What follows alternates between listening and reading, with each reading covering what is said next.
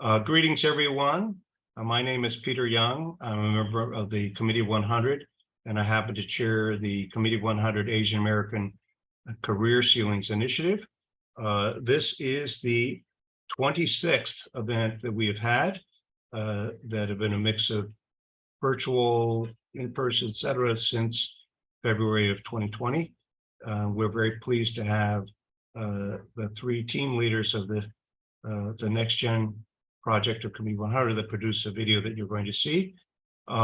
Before I get started, I just wanted to say a little housekeeping, and that is we had a large group who registered for this.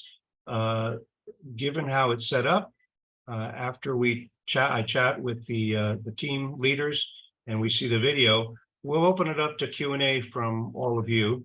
And there are two ways that you can ask your question. You can just type it in the Q&A chat box or the regular chat box.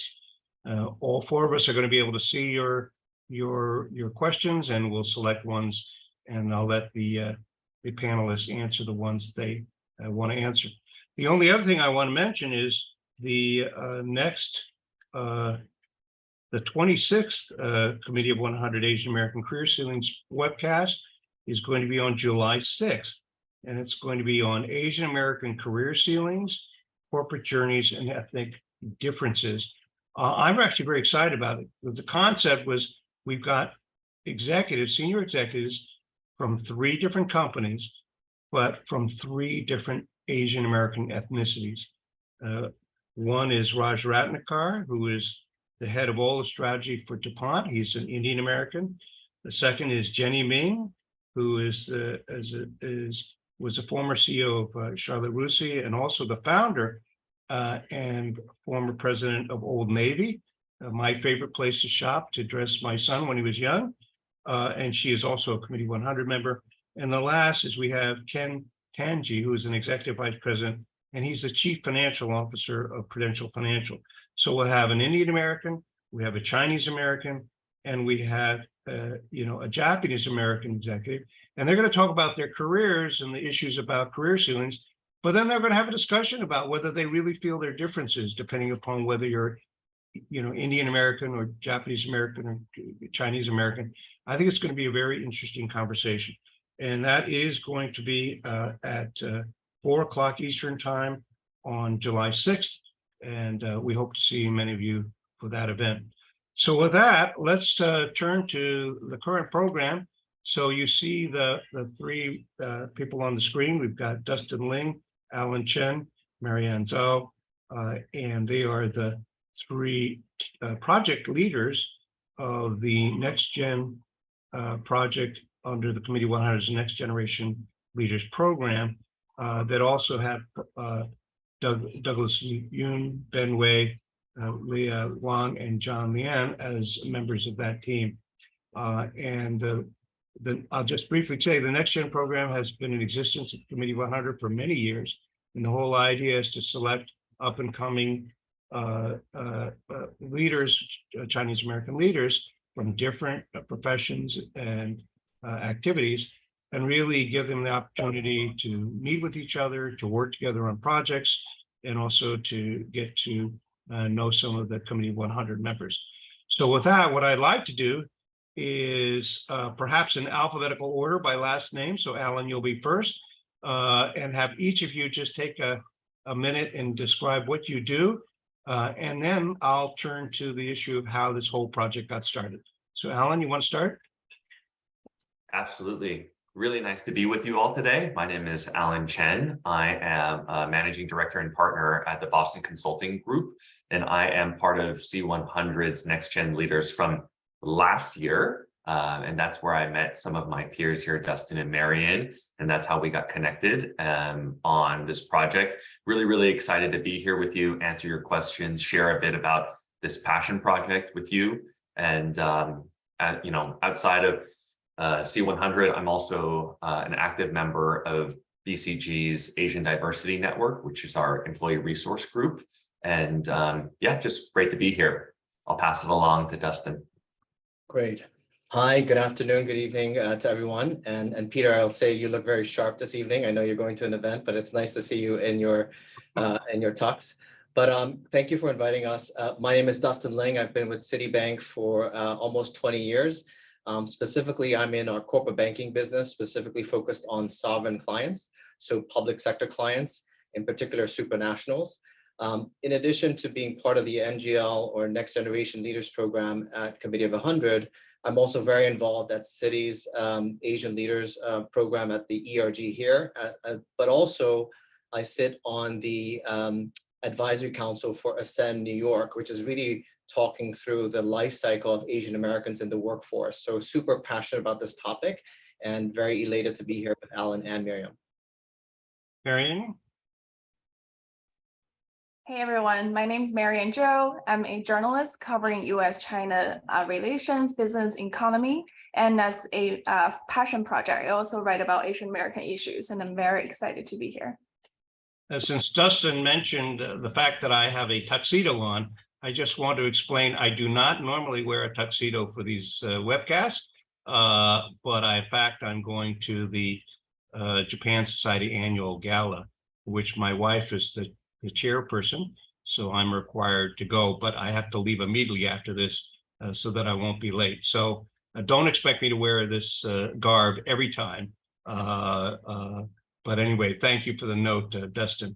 So in no particular order, in fact, any of you can answer this question, which is, tell us about the Next Gen project, exercise that the Committee 100 has, and how your particular group got formed. Go ahead, Alan. Well, I can maybe take a stab at it. So when we all met at the C100 conference last year, one of the things that we did at the very end was we split up our NGL group into 3 teams, and we used a session in the afternoon to really think through some areas that we were passionate about, what type of projects we might have to do. And our commitment to the Next Gen Leaders program was that for the following year, we would work together with this team, continue to refine our idea, figure out teaming roles, who was going to be team lead, who is going to be doing this task, who is going to be doing that task. And that in the November that followed, we would have a pitch off where we would present to some key members of the C100 and really kind of show off what we were planning to do in the coming months. And so we did that, and we chose a particular project around Asian career ceilings that you'll see the output of. But this has really been a passion project for all of us, the 3 of us, but also a bigger team behind us. And that's kind of the inception of our project. Dustin or Marrian, have anything that you want to add to kind of how this came to be? Yeah, I had the privilege of being the mentor, and you actually, the project, Dustin, the project really evolved, right? It didn't start out, you changed it over time. So tell us a little bit about that. Sure. I think one of the things that we immediately gravitated to when we talk about, especially, if you're in the workforce, is representation, right? So what we noticed is within our cohort of individuals, we had people that were in banking, like myself. We had people like Miriam who are in journalism or media. We had people that were in tech or consulting, like Alan, but also people that were in government, like Doug. And everybody was talking about a very similar theme. And that theme is Asians being at the table and being represented and having our voices. And that translated to initially what we had thought of was having our service project being evolved around the bamboo ceiling, which then kind of permeated into how do we start off with a baseline of telling that story in an articulate way within the Asian American community, but then also to people outside the Asian community so that there's allyship around the ceiling. And what is the ceiling? Defining it. Because I think there isn't a lot of detail around what is the ceiling, where does it happen, where does the ceiling start and end? So we wanted to really work towards producing something that was digestible and consumable, because I think one of the things that we recognized was there's a lot of white papers out there. There's a lot of white papers that are 100 pages long, that are PDFs that were created by PhD very, very talented individuals who write a lot of these PDF white papers, but it's not always super consumable, right? And so part of our concept, to Peter's point, that has evolved was creating a short form video or an explainer video like Vox in order to give you the explanation of what the Asian glass ceiling or the bamboo ceiling is in 4 minutes. And go ahead, Peter. Yeah, and so Miriam, of course, we know that you had a $10 million Hollywood budget, right, to do this video, so you could hire all sorts of people, whatever. So tell us about the experience, because obviously you had some funds, but it was only so much. And, it's interesting, in my opinion, and I'll let the audience decide, I think you did a great job without a huge budget. But tell us a little bit about the process and how you chose to sort of put it together under the constraints you had. So I think after we decided that this is what we want to do, and the challenge was to find a partner. And luckily, coming from journalism school, I did have a lot of friends who work in media and documentary. So I'm very thankful for my friend Stephanie, who works at EST Media, and they became a partner for this project, and they did a really amazing job with the animation, and they also charge a very friend rate. Yeah, that's wonderful. Any other comments you want to make before we see the video? I mean, and I guess, I know that you have tried to make it available, and this is just one way that we're trying to disseminate this video. So for those people who want to binge watch and watch it over and over again, where can they find it? Or if they want a friend to be able to watch it, where can they find it? So one thing I would say is, if you take any action from this, the whole idea, like with the Committee of 100, is to create a public good. So this is not just for us. This is for the community. And so it is available on YouTube. It is also available on Instagram. Within the first week, it got 1,500 views. So use it within your organization. Use it to tell the story to your AAPI network, but also the non-AAPI network, because in order to make progress, you need your DEI officers or diversity officers to buy into the story, and they don't have time to read a 100-page document. So show them the video, use it as a public good. The only other thing I would say is that we are empowered to tell our own stories, and you do that with facts, right? There's a reason this project is called the 20 Million Project. That 20 million is us. That 20 million represents the 6% of individuals that are AAPI that live in America. And that does not discriminate. That is a full population of 1/3 East Asian, 1/3 South Asian, and 1/3 Southeast Asian. So that number, as it grows, as it becomes more influential, is our number. So it's combining storytelling, to Miriam's point, as well as facts and data.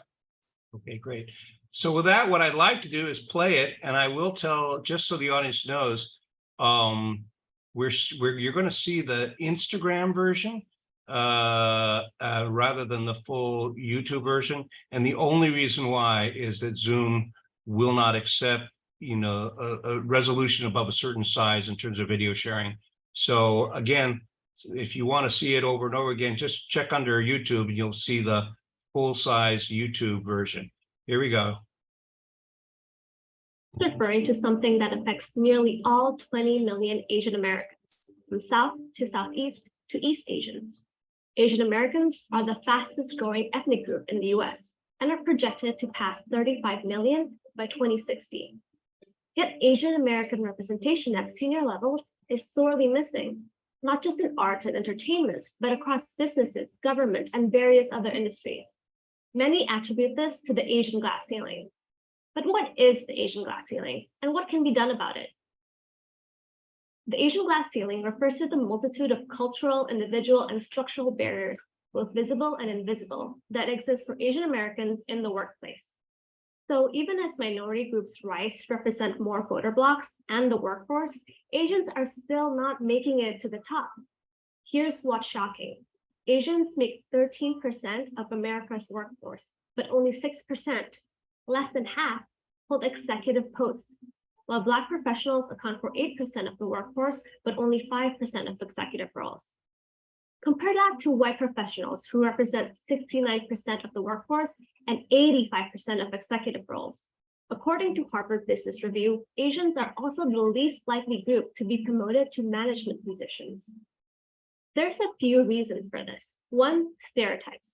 Asians are considered passive, shy, and lacking in leadership because of cultural differences. These obstacles and perceptions stop Asian American career growth and cast them in the light of a doer or a follower and not a leader. So the higher up the career ladder you go, the less Asians you'll find at the top. According to a KPMG study, 61% of Asian Americans have college degrees, but is this reflected in their career progress? No. Last year, a McKinsey report found that Asians are overrepresented by 2 times their share of the population at the entry level, but this representation drops off by more than half overall at the board of director level. Some of these are certainly individual, and there are anomalies, like Google CEO Sundar Pichai and CEO of Zhou, Eric Wen. But many Asians and these ideas about Asians and non-Asians face a lot of indoctrination and implicit bias from a very young age. Then there's the model minority myth, the idea that Asians are extremely hardworking and successful and are proof that pulling yourself by the bootstraps in America works. The model minority myth is used to drive a wedge between Asians and other races. It also flattens Asians into a monolith. It also very much ignores the reality that while many Asians are top earners, Asians also have the highest income inequality within its various ethnic groups in America. For example, Hmong and Cambodians have some of the highest poverty rates in America, owing to their refugee status and how they came to America due to war and genocide. Lumping all Asians together neglects people who are in need of help. According to the National Women's Law Center, Burmese women make an average of 52 cents for every $1 a white man makes. 12% of Asian Americans actually live in poverty. Asians also get routinely discriminated against at work, especially women who are often caricatured. There's a trope of the infantilized Asian woman, the sexualized woman, the one that is too aggressive, the one that is too meek, the good follower, the list goes on. Ellen Pao, former Reddit CEO, describes her career experience. The woman is assumed to be, the assistant. And it's just these little things that add up. They call it like the death by 1,000 cuts. And you're just constantly trying to get that equal playing field, but being taken out of it. And then there's the fact that people think Asians look the same. 1 in 6 Asian women say they are frequently mistaken for someone else, making it easy for managers to overlook their individual contributions. According to the Boston Consulting Group, Asians are also more likely to receive critical feedback compared to all other ethnicities. In many cases, at 2 times the occurrence rate. They're essentially held to a harsher standard. So how do we shatter the Asian glass ceiling across the board? Buck G, an executive director at Chen, has talked about employer diversity initiatives needing to hire more equitably across race and gender lines. Individually, rather systemically, there are things you can do to try to counter that. But absolutely, there's a systemic issue that needs to be changed. The Boston Consulting Group study also shows that while Asian people actively join corporate diversity groups within companies, 70% view them as social versus 30% who view them as focused on their career advancement. Then, research released by AAPI data has highlighted that even though Asians are more likely to participate in such affinity groups, they don't feel supported within them. These AAPI groups should be empowered to become more than just social gatherings. Asians need to have an actual seat at the table and shape hiring practices and conversations. It's not enough to celebrate Black History Month or Lunar New Year. The work must scratch beyond the surface. If we want to see more Asian representation at higher levels, it's okay to ask for more, to demand more, and advocate for ourselves and each other.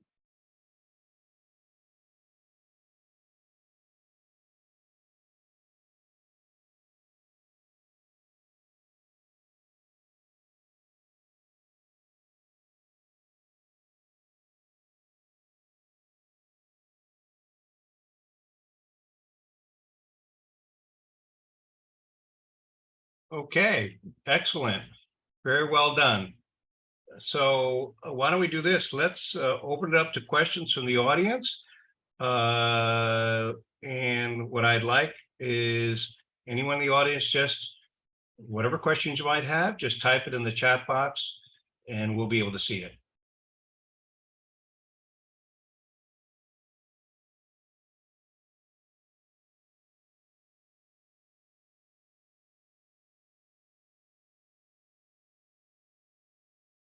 Okay. Okay, we've got 3 who have raised their hands, so let's figure out what to do with them, right? Okay, hold on. Yeah, somebody had mentioned that there may not be a chat box and it's It's not a disabled. chat box. Okay, well, then I'm going to allow them to individually talk. For some reason, we got a problem. We'll have to talk to Eric Yuan, who is actually, he was the head of Zoom, but he's actually a member of the Committee 100. I'm going to send him a note right after this. So the first one is Michael Mao, and we're going to allow you to talk. Go ahead. Yes, I was struck by how the very wonderful 4-minute promo was from the point of view of an Asian woman, a single speaker, pitching the men, the Asian man as further somebody who does not speak up. Because we have seen lots of newscasters, like starting with Connie Chung, Tai Li Tong. So there are talking heads that are Asian women, but very few Asian men. And this simply it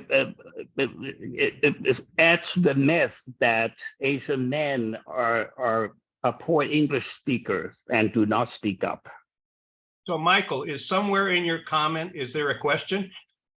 Yes, the question is that why have you elected for us to only hear from a single woman narrator instead of what people do these days to level the playing field of a man and a woman speaking alternately, which would have broken the monotony.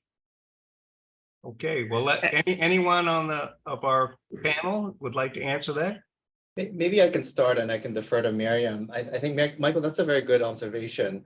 I think we had about 4.5 minutes of the video. So one of the things that we really wanted to do was elevate the experience of the Asian American community that actually has a double glass ceiling.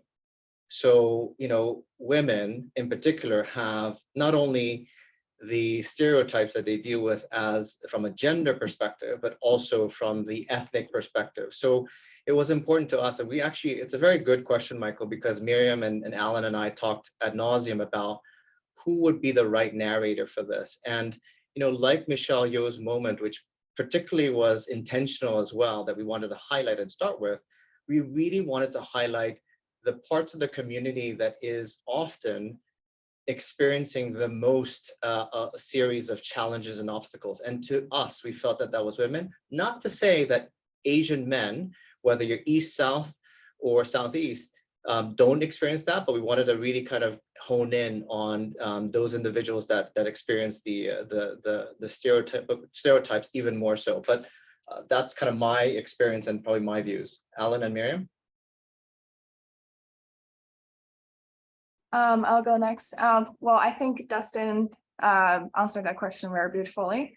So I would just add that, again, it's a social media video that we, try to make it very concise. So more than one speaker would be too much. So it would be very confusing.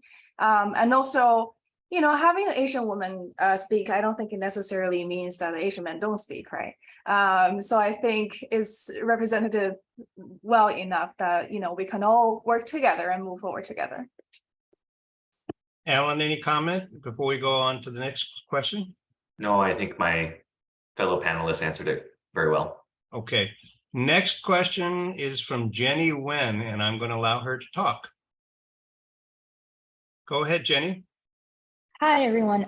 Thank you so much. I really enjoyed the video. I'm really excited to share it with everybody. So my question is, in your experience in promoting Asian Americans, how have you been able to both work towards also diversity for underrepresented minorities without losing the focus of our primary goal, which is, breaking the glass ceiling for Asian Americans. In my experience, I think sometimes there's been a range of some Asian American leaders who feel like the competition is with other minorities, and it's been sometimes harder to have a consensus of how can we battle white supremacy and overall lack of representation. So I'm very curious about your approach. Alan, do you want to go? Yeah, maybe I'll take a first stab at it. It's such a good question. And it was a thought that was constantly on our mind as we were walking a very, very fine line of how we wanted to convey what I consider to be an incredibly nuanced picture, right? And I think we tried very, very hard to make our message feel not exclusionary and not like we were the only ones who were having a problem. And so you might recall in our video, we talked about the disparity between the base workforce of Asians and then the percentage that are there for in executive positions for both Asians and Blacks, right? Because the disparity exists for both. And then even within Asians, we wanted to de-average the outcomes and make sure that the nuance wasn't lost within the different types of Asians, because even within that, the outcomes are subtly different.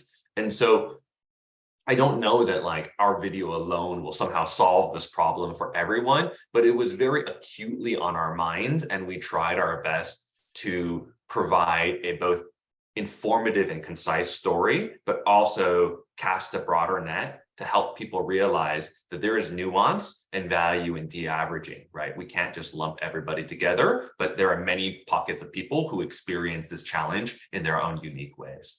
Yeah. And maybe I can add, it's funny because during Asian Heritage Month, I got the same question, which I think, Jenny, you got to at the Asian Society. And I think when you're dealing within a corporation and you have diversity, leaders, it feels like a competition, right? And the whole modern minority myth is kind of set up you're almost set up to be competing with other dimensions of diversity. And here's my response, and it's quite simple, right? All dimensions of diversity, whether you are LGBT, women, Hispanic,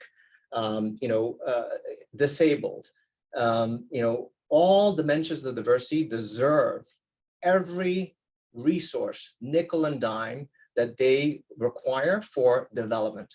Because for many centuries, they have been probably disadvantaged to just get into the workforce on a level playing field. So the matter is not about competing, the Asians competing with other dimensions of diversity. All of the other dimensions of diversity should get the budgeting, the resources as they require, and so do Asians equally. The other thing I would just add is this particular population, which tends to be 13% of the workforce, needs to also be invested in equally, right? In order for them to get towards the C-suite. I want to make a comment, which we've had a lot of different programs, and I want to make two comments. One is it's dangerous to lump all Asian Americans together because there's some really big differences. And in fact, the researchers we've had who from Columbia, MIT, and so forth have presented research that says there's some big differences, like Indian Americans do better than Chinese Americans or Japanese Americans.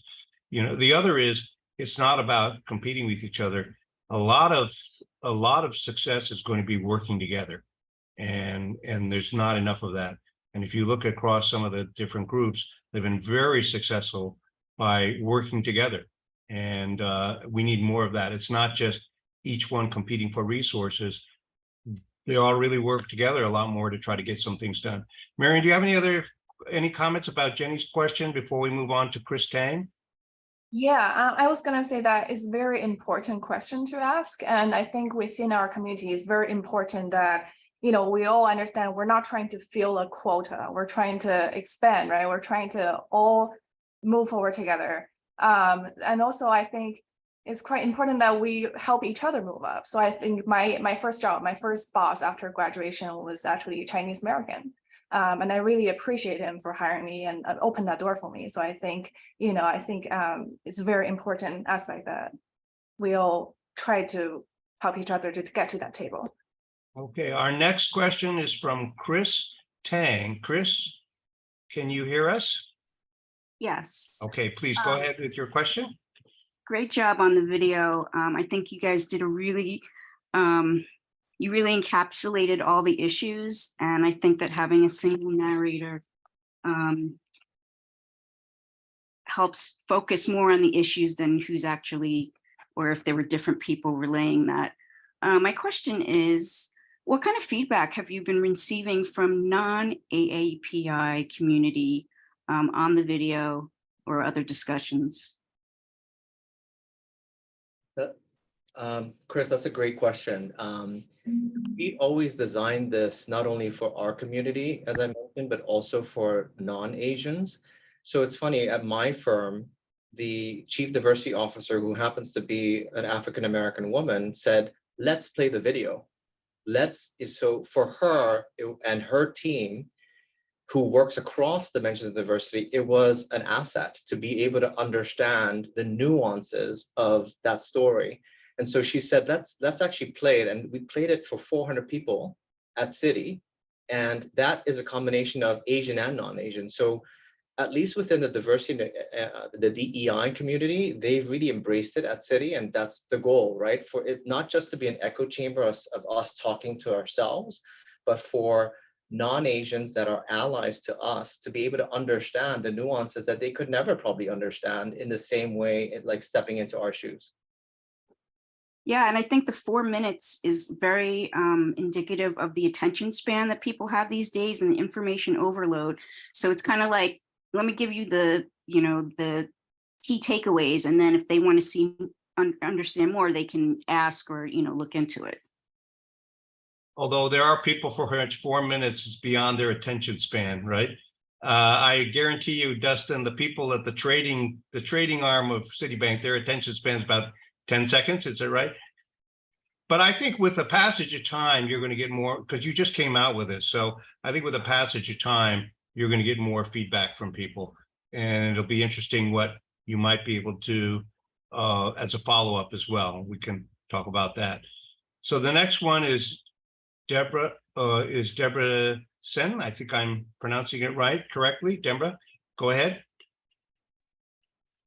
Hi, my name is Deborah Sen, but first, thank you very much. I think this is exactly I was looking for to communicate with the board, the leadership at my alma mater, University of Pittsburgh.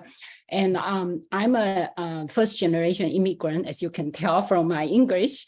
And then I came to this country 30 something years ago. And now, starting last year, I started to serve in the board of trustee at University of Pittsburgh, my alma mater. And one of the goals is I'd like to advocate for leadership, to increase leadership, Asian American leadership.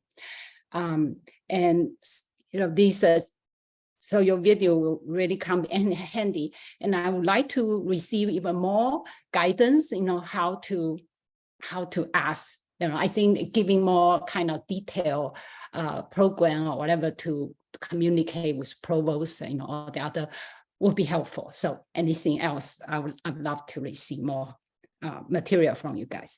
Thank you. And then the question is, do you have any other things? Yeah. Well, I think this is their sole product, right? So they don't have any more. But I would be surprised if Dustin, Alan, and Miriam stop and don't, continue on and so forth. I'm certainly going to recruit them into the main Committee 100 Asian American Career Ceilings Initiative, get them to help. So stay tuned. I'm sure you're going to see things coming out from one or more of the three of them in the future. So that the next will be Ray Pun. Ray, go ahead. And by the way, we passed the 30-minute mark, but we have about we have two other questions. So let's run a little bit longer, and then maybe go another 5-10 minutes. So Ray, go ahead. Great, thanks, Peter. Thank you, everyone, for your thoughtful video. It was truly concise, impactful. And my question is, what's next? What are you planning to do with the 20 million project? Thank you.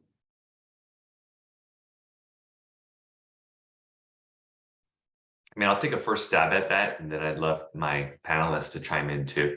I think right now we're still actively in the sharing mode of this video. You know, the video has only been out for a little bit, and we'll make sure that everyone who's joined this webinar will get the link to the full YouTube version so that you can watch it again, you can share it with your friends, you can reference it in whatever kind of meetings or contexts or groups that you might be a part of that you think might get some value out of this. I think, at least from our individual standpoints, we all are pursuing multiple avenues to continue to advocate for these issues, and using this video as kind of a wedge to drive that discussion and get our foot in the door to open up that discourse. I think in particular, for me, I will continue to engage within my company through the ERG and see if we can continue to drive better advocacy for outcomes through the Asian Diversity Network, at least at the corporate level for BCG, but for other large corporates as well. I think, as you saw from the video, many people who participate in ERGs find them more as social constructs and not very effective at advocating for better representation or career outcomes. And I think that this is a thing that all of us are quite passionate to change, and we're continuing to kind of carry that torch forward. But I'll pass it on to my panelists as well. But I'll also mention, I asked in preparing for today's webcast, we had a preparatory session, and I did ask all three of them, as well as going to ask the other members of the team to be involved with the Committee of 100 Asian American Career Ceilings program. It's pretty extensive. We've done so many things. We've got an in-person event in the fall. We've set up a social media site that allows people to share ideas and events, etc. So I'm going to try to see whether I can direct some of their energy towards what the Committee 100 is doing, in addition to the other things they're doing. I also really would like anyone in the audience who would like to be involved. This is a volunteer effort in this program, and there's so many things that could be done. So I hope a number of you would like to volunteer and be involved. By the way, a year and a half ago, we had a group of 100 together to put together what can we do better, or what are things that we can do that we're not doing. Came out with 25 action items that we've been working our way through. And that group was very collaborative. It had people from Ascend, it had people from LEAP, it had people from all these different organizations. So we'll send a note out to all of you who registered and just say, and tell you how you can go. But I'm taking Alan, Dustin, and Marrian's word that they're going to help out on the Committee of 100 effort, because it's great pay, right? You know, so that's one thing I think you can expect. Yeah, and maybe I'll just add to Ray's very thoughtful question that we are in the sharing mode, but what we're trying to do is make sure that we get this out to the various AAPI forums. So we're actually launching this also with Ascend as part of the various chapters. I spoke about it at the Asia Society last month. So and it's funny you asked the question. I think there's several people that came up to me. So what's the next video, right? And I think part of this is laying out the groundwork for the baseline and what actions can be taken to actually implement some of the change that we need. Okay. Do you have a comment before we move on to the next? Yeah, so I think, as they said, that we're all trying our own ways to spread this video around and get more people aware of it. So I'm actually doing like an offshoot event on July 1st. It's a stand-up comedy show where all the comics will talk about Asian work problems to get people more comfortable talking about it. And then the video obviously will be playing, so we'll be reaching more younger audience as well. Okay. The next is E. Che. Hi. Go ahead, ask your question. Thank you. I really appreciated the video. I thought it was very impactful and thoughtful. I just had a question on the reason why you chose to combine to lump Asian Americans together with Black Americans, because this might be misleading because it's a bamboo ceiling. So because Asians are more likely to be targeted because of advantages compared with Blacks who are most likely to be targeted because of disadvantages. So this may in fact make the bamboo ceiling worse. Any comments from the panelists? I'll take. Go ahead, Mary. I think we definitely had a lot of discussion about that part actually within our group.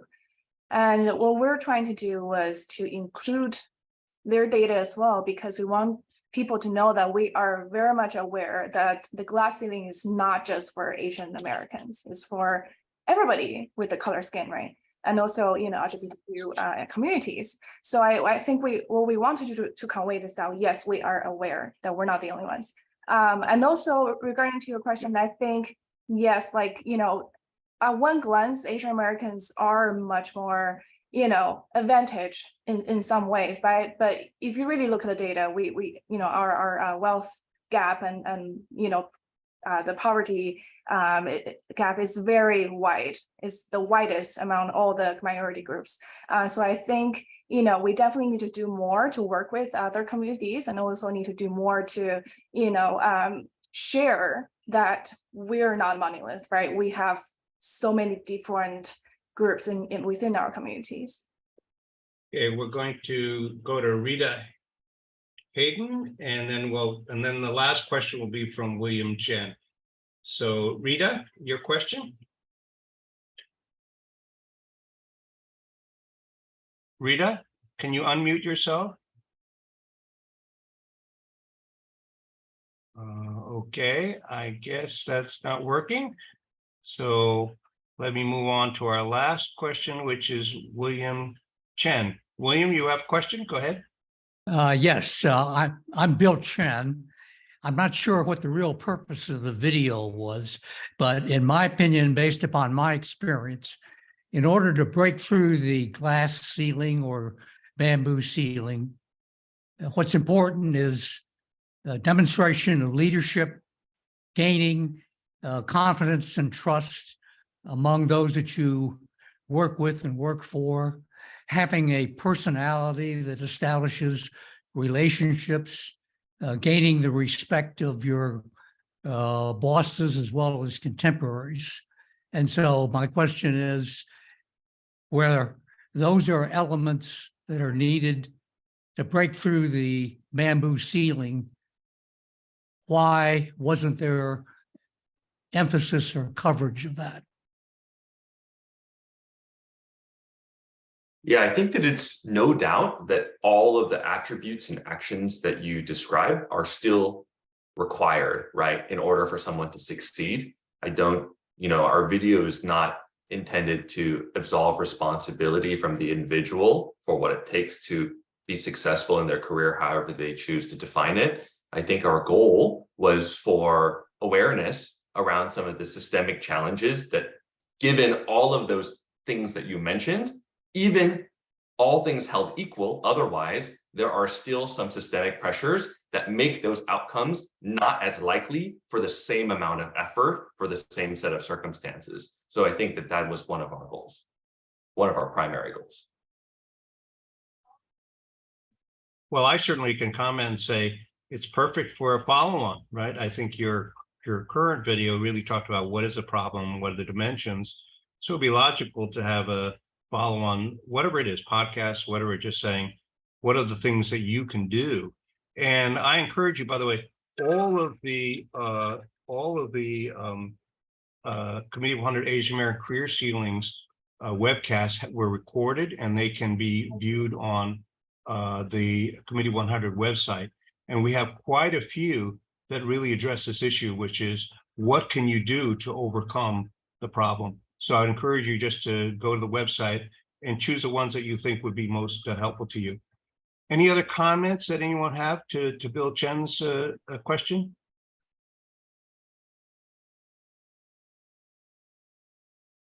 Okay, so with that, I want to thank our three panelists for their comments and for the video. And I want to thank the audience. There's some really good questions, and we had a good audience. And again, want to remind you that on July 6th, we're going to have Asian American career ceilings, corporate journeys, and ethnic differences. And I'll end by a story that Harrison Long said in the first webcast that we did. He said there's some big differences by ethnicity, and he said the Indian Americans, if they see a mountain, the two executives will say, "Let's help each other up the mountain." Two Chinese Americans, they look at the mountain, and the two executives say, "Well, if you ever get to the top of the mountain, I'll say hello to you." So that was the joke that Harrison Lung said in the first webcast, and there's some truth to that, and that's part of the dimension that we're going to explore on July 6th. So thank you all. Thank you, Dustin, Alan, and Miriam, for producing the video, but also being panelists on this. And I want to thank all of you in the audience, and we look forward to seeing you at our next event.